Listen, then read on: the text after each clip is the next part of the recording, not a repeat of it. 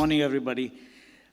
It's a real pleasure to be here, and I think what I see is it's a very exclusive group, so hope what I'm sharing is useful. In the end, I have a lot of tech involvement throughout what Landmark is doing. I've had a lot of tech experience last 30 years, but in the end, I'm more from the business side.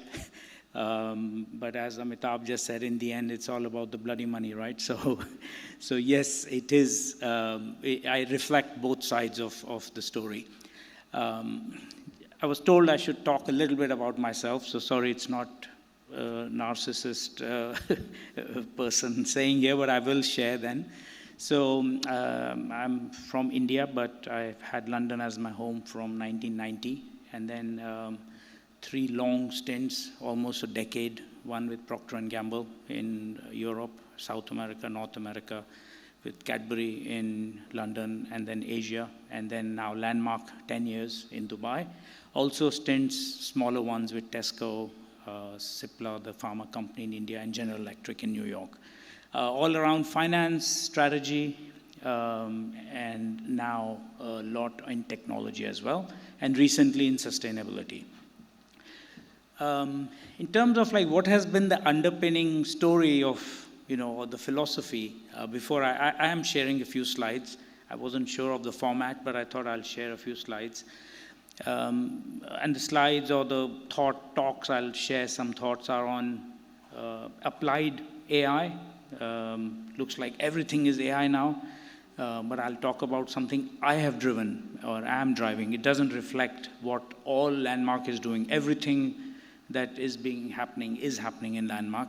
We are quite a early adopter company. Many of you know us, and also on sustainability, but more climate tech, on technology that I have used personally, driven, not done all of it.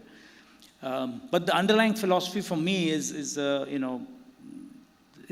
staying hungry, staying foolish, and staying honest.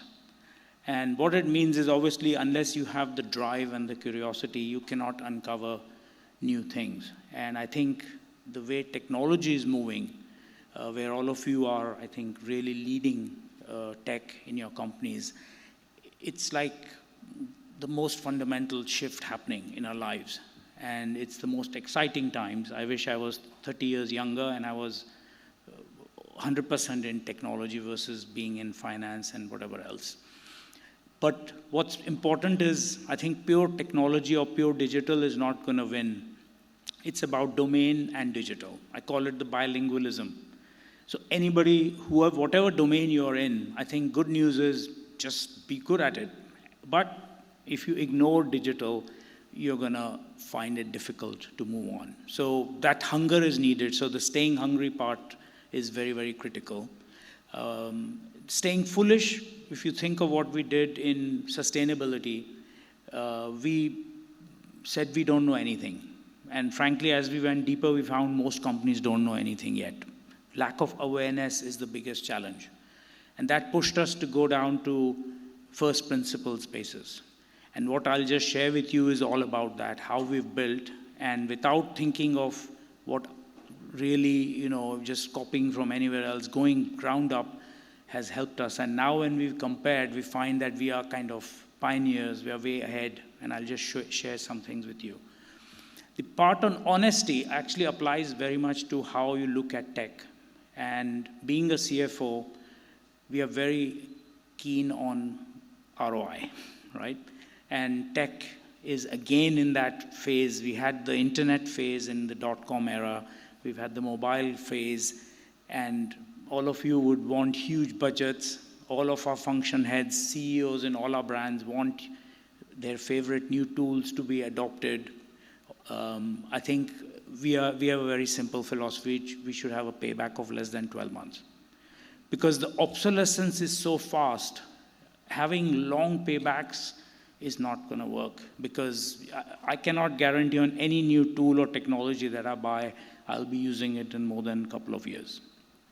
So I think being very honest about how you construct the business case for your technology is something that is very important, that I think I can share with you.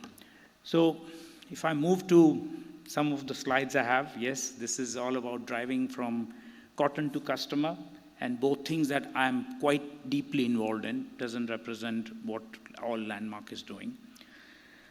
This is a room, Bappa here has seen it. He was with us for a long time. We've called it the ROC, the Robotic Operations Control Center.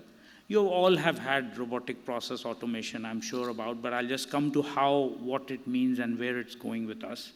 So we have 700 headcount in that room, but actually only 6 are Homo sapiens, and the rest are what I call Silicon sapiens. And it's been fantastic how we've, over the years, we've been serving all our brands, all our countries. And since 2018, we've had this thought that anything that does not require judgment, we can build a bot in few weeks. And we've been doing that. And we've got a lot of bots. We've saved a lot of time, and we've saved a lot of, costs. And that's been our journey. If you see, we've moved almost 100 bots every year. And it's been fantastic. And I'll just come to why I'm coming to it. You might say this is old news. We all have those, right? But we are now moving into agentic, and I'll come to it, what we mean. By the way, everything is very carefully calculated, the ROI, the time saved, the cost saved, and that is why we've managed to do this. So before I go, I'll tell you the most interesting kind of, analogy that struck me, and I think it's there on the internet as well. It's not original thinking. So I'll come to it, but I think the key is, first, I think we're all doing stuff now. Every person I meet is doing emails, content generation, all that is happening, right? But I think the biggest risk is these new age companies that are coming, and they might come and kill us. And we are quite aware of that. But this is not that. I'm not going to touch about what the big guys, it serves them well, Bill Gates, Jensen Huang, they're all talking of the new thing called agentic. Has everybody here heard, applied, think you're all working on agents, I'm sure. So I'll tell you how we have been thinking about it.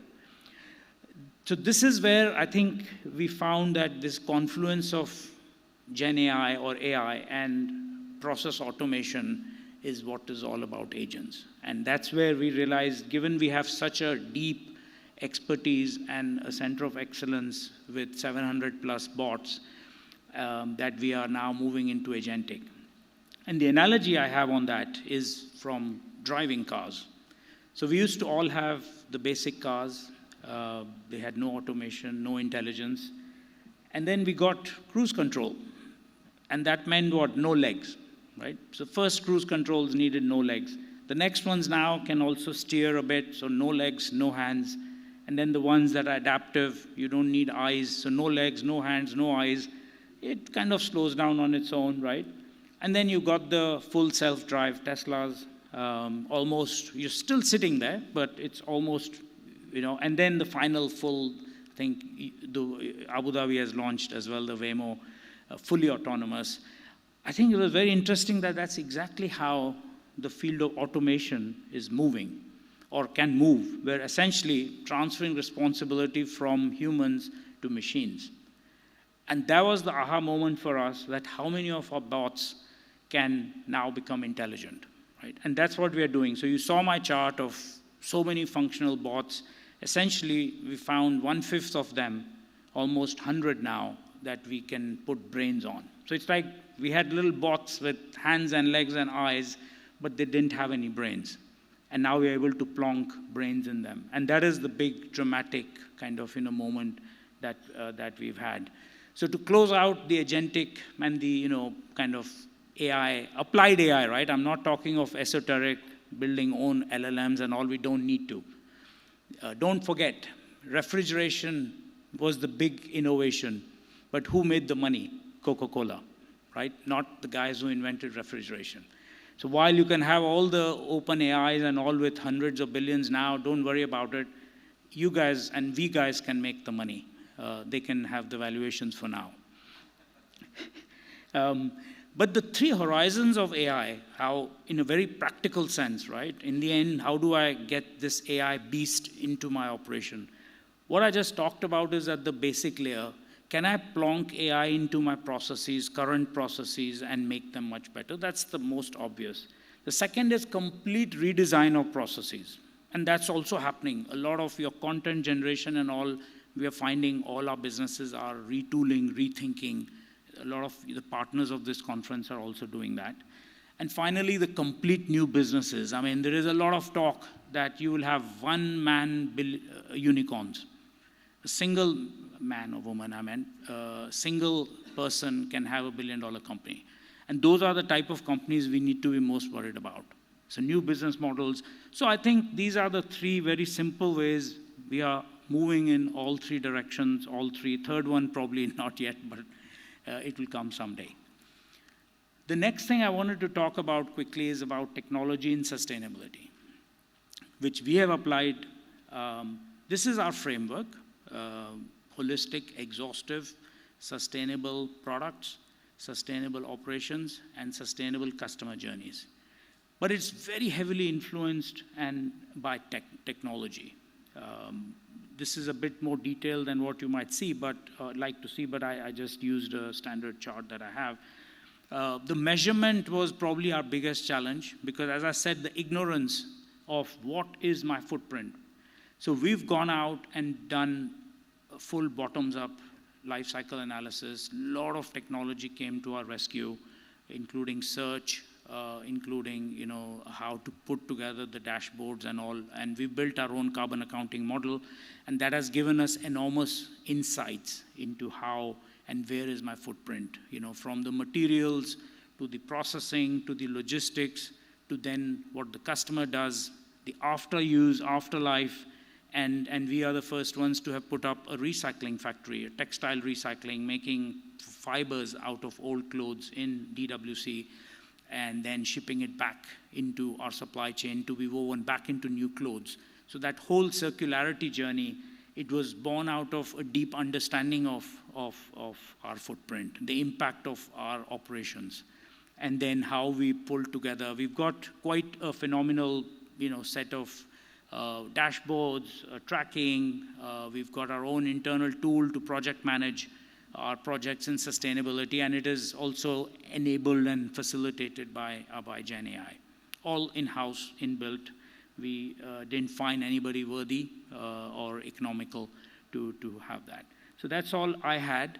I really think you guys are in the most interesting era, the best jobs in town. I can tell you, I probably feel I should be a CIO, not a CFO.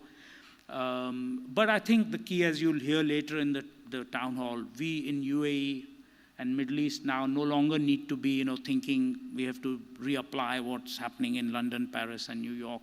I think we have now reached a stage we can create new IP, we can create new thinking and land ahead and not be followers at all. And technology will be the biggest enabler of this kind of a shift. It's already happening.